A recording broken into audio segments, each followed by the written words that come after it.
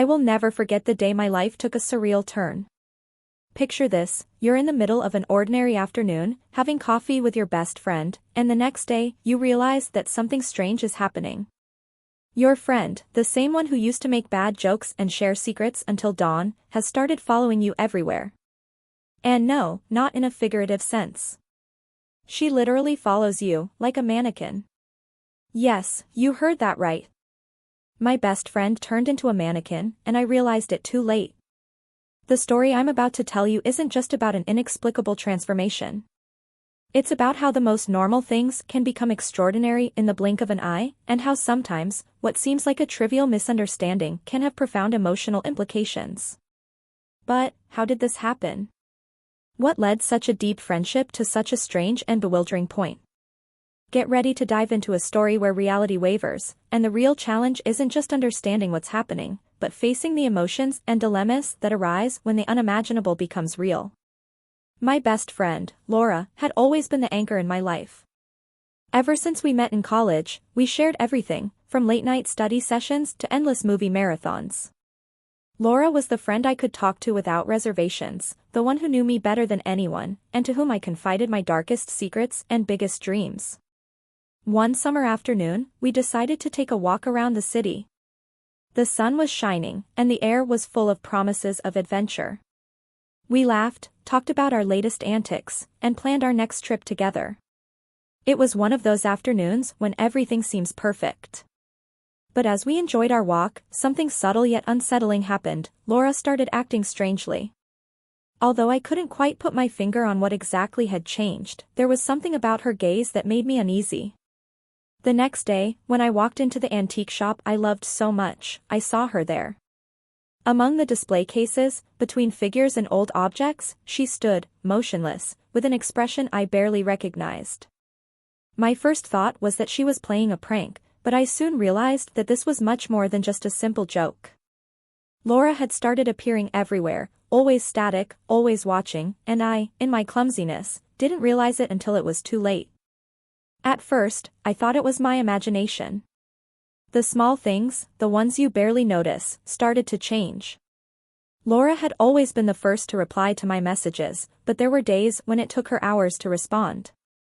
You'd see her in her usual spot, but her responses seemed off, as if she were saying the words without really being present. I remember one night in particular. We were in my living room, watching a movie we had seen a million times. Laura laughed at the right moments, but there was something about her laugh that wasn't genuine. It was mechanical, like she was playing a recording instead of enjoying the moment. I wondered if she was tired or if something else was affecting her. And then, the appearances started. The first time was at the cafe we used to go to.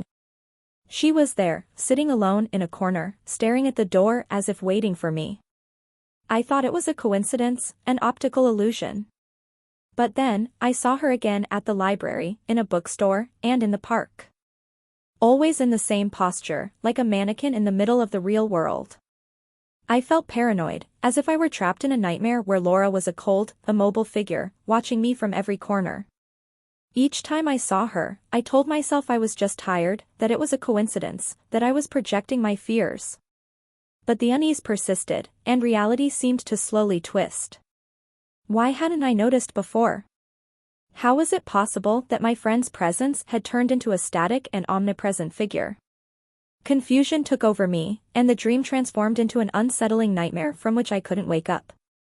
The first time I realized something was really wrong was one night when, exhausted by accumulated stress, I decided to take a walk to clear my mind. As I walked through the neighborhood, my heart skipped a beat when I saw Laura in front of my door.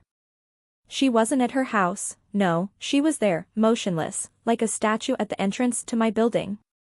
I felt a chill run down my spine. The sight of Laura, still and silent, filled me with an inexplicable fear. I tried to talk to her, but her lips didn't move, and her eyes, though open, didn't seem to see. Confusion turned into panic when I realized she couldn't communicate in any way.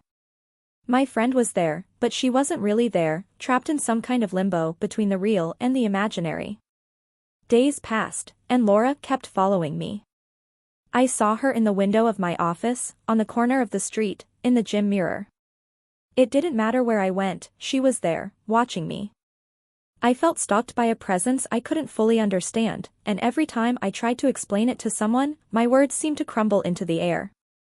Friends thought I was exaggerating, and my therapist suggested I was under a lot of stress. But I knew that what I was experiencing wasn't just anxiety. Each attempt to confront her became more frustrating. There was no way to talk to her, to understand her situation. I felt a mixture of guilt and desperation. How had I let it get to this point without noticing? And the worst part, how could I solve something that seemed so impossible to comprehend? The helplessness grew, and the fear of the unknown became more overwhelming with each passing day. My mind was in a whirlwind. How could I solve something so surreal? Desperate for answers, I started researching relentlessly. I scoured antique bookstores, consulted experts in paranormal phenomena, and even delved into old texts about magic and spells. The solution, if there was one, seemed hidden in some dark corner of history.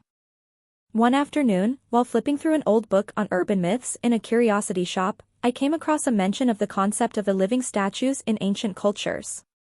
According to legend, in some myths, people could be transformed into mannequins as punishment or through some kind of curse. One part caught my attention, which spoke about how to break the spell. To return the soul to its original form, one must confront the unspoken truth, the feeling that remains hidden. The phrase gave me a clue. I recalled my last conversations with Laura, how she had grown distant, and the moments when our friendship had been tested. It was as if not only her physical transformation but also the emotional distance and lack of communication had created this gap between us. I decided to confront Laura directly, in a place that held special meaning for both of us, the park where we used to have picnics. There, surrounded by trees and happy memories, I spoke to her as if she were really there. I confessed my fears, my regrets, and everything I had kept inside for months. I cried and let it all out, hoping that the act of opening my heart could bring back her humanity. As I spoke, I noticed a subtle change. Laura's presence began to feel less threatening. Over time, her figure started to fade, and in its place, I saw her real face, with tears in her eyes and an expression of understanding. By the end of the day, Laura was back, fully human and, most importantly, fully present. What had been a nightmare turned into a lesson about the importance of communication and honesty in friendship. We hugged, understanding that sometimes the strangest trials teach us the most profound lessons.